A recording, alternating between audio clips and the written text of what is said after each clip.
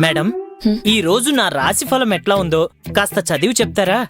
ఎందుకో పొద్దున్నుంచి నా కుడిక నొకటే అదురుతుంది. Please madam. ఏ రాశి? సింహం. సింహరాశి మేడం. దాంపత్యంలో గొడవలు. నాకింకా పెళ్ళే కాలేదు కదా మేడం, గొడవలు ఎక్కడి నుంచి అవుతాయి? ఆగు, ఇంకా ఉన్నాయి. కుటుంబంలో కలహాలు. ఈ రోజు నేను ఇంటికి ఫోన్ కూడా చేయను.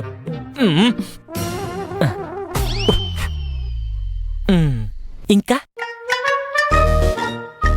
అనవసరమైన విషయాల్లో తల దూర్చకండి. రోజు చేసేది నువ్వు అదే కదా. చేతిలో గ్లాస్ ఉంది, జాగ్రత్త.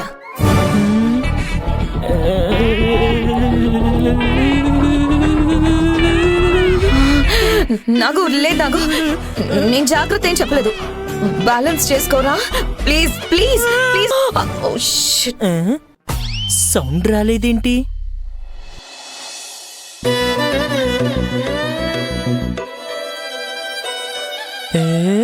మీనాక్షి,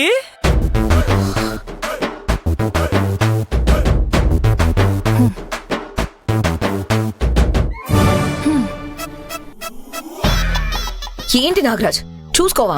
నేనేం చేయను మేడం, నా జాతకమే సరిగ్గా లేదు. అదేదో గ్లాస్ విషయంలో అది చెప్పారు కదా, అందుకే. సరిపోయింది. మిథిలా, మిథిలా నన్ను వదిలేయ్. మిథిలా, మిథిలా, మిథిలా నన్ను వదిలేయ్. ఆవిడికి ఇంకా భోజనం పెట్టలేదా? మిథిలా మేడం ఇంకా రాలేదు మేడం. మిథిల వచ్చే వరకు తను ఆకలితో ఉండాలా? వెళ్ళు, నువ్వే వెళ్ళి భోజనం ఇచ్చిరా. నేనా? హా, నువ్వే. అనవసరమైన పనుల్లో తలదూర్చకూడదని మీరే చెప్పారు కదా మేడం. చాలా భయంగా ఉంది. మేడం, ఎవరికి భోజనం ఇవ్వాలి? నేను చూస్తాను. మీనాక్షి, రేవతి మేడంకి భోజనం పెట్టడం అంత సులభం కాదు. మిథిలా మేడం తప్ప ఇంకెవరూ ఆవిని భరించలేరు. ఆవిడ కొట్టినా ఆశ్చర్యపోనక్కర్లేదు, అందుకే ఆవిడ్ని గదిలో పెట్టి బంధించారు. నాగో, మీనాక్షి, నువ్వు ఇంకా ఇంటికి కొత్తదానివి. వేరే పనుల్లో తలదూర్చడం మంచిది కాదు. మేం పెడితేనే ఆవిడ తినదు. మిథిలే రావాలి, తనే భోజనం పెట్టాలి. మేడం, మిథిలా మేడం రావడానికి ఎంతసేపు పడుతుందో ఏమో. పాపం ఆకలితో ఉంటారు కదా. నేను ఒక్కసారి ప్రయత్నిస్తాను. నీకంతా ఆశగా ఉంటే వెళ్ళి ప్రయత్నించు, కానీ నీకేమైనా అయితే మాత్రం నేను బాధ్యురాల్ని కాదు. నేను కూడా బాధ్యుని కాదు.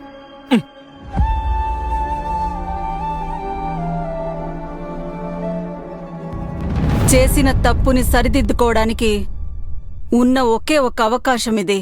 రమ్యను పెళ్లి చేసుకుంటానని అందరి ముందు చెప్పు.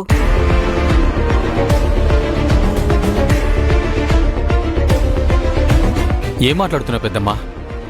పెద్దవాళ్ళగా ఏం చెప్పాలో అదే చెప్తున్నారు.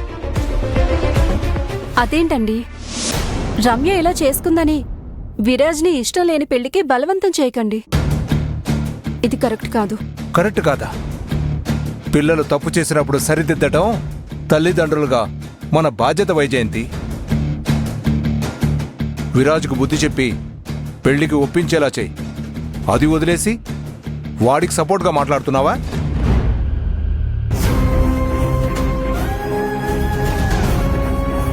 వైజయంతి, నీకు ఒక కూతురుంది కదా, తనకు ఇలాగే జరిగితే నువ్వు చూస్తూ ఊరుకునేదానివా? వాసంతి పరిస్థితి చూశాక కూడా విరాజ్ చేసిందే నీకు కరెక్ట్ అనిపిస్తుందా?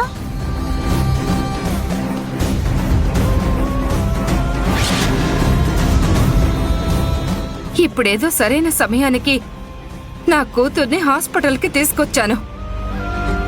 ఏదైనా అనర్థం జరుగుండుంటే దానికి ఎవరు బాధ్యత వహిస్తారు? అవును, మన వల్ల మళ్ళీ తప్పు జరగకూడదు. లోకంలో ఎంతో మంది ముక్కు మొహం తెలియని వాళ్లను అరేంజ్డ్ మ్యారేజ్ చేసుకోవట్లేదా?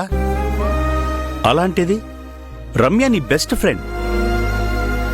ఇప్పుడు మనసులో ఏమీ లేకపోయినా ముందు ముందు అంతా సర్దుకుంటుంది. కరెక్ట్గా చెప్పారు. ఒక్కసారి ప్రాణం పోతే మళ్ళీ తిరిగి తీసుకురాలేము.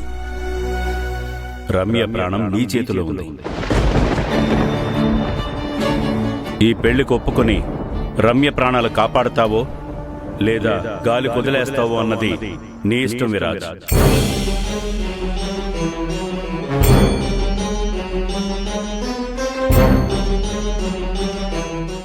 మావయ్య, మనమందరం ఇలా విరాజ్ని ఫోర్స్ చేయడం కరెక్ట్ కాదు. వాడు సరైన నిర్ణయం తీసుకుంటే మనం ఎవరూ ఫోర్స్ చేయాల్సిన అవసరం ఉండేదే కాదు.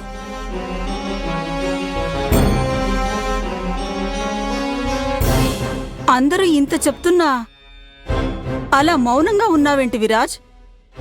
మాట్లాడు.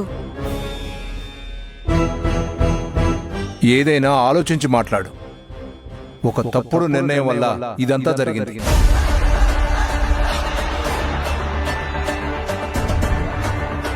విరాజ్,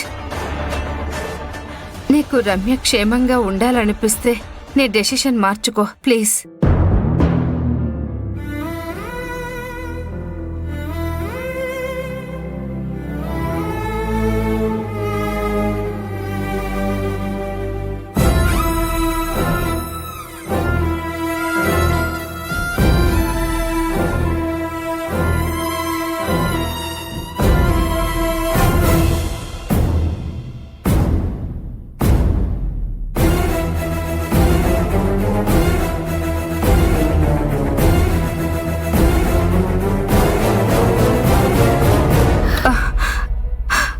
రమ్య, ఎలా ఉన్నావు తల్లి? నీకేం కాలేదు కదా? నా బానే ఉన్నావు కదా?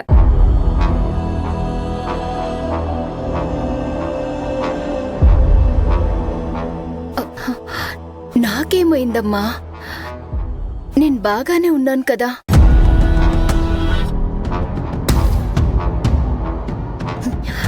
నన్నెందుకు హాస్పిటల్కి తీసుకొచ్చారు?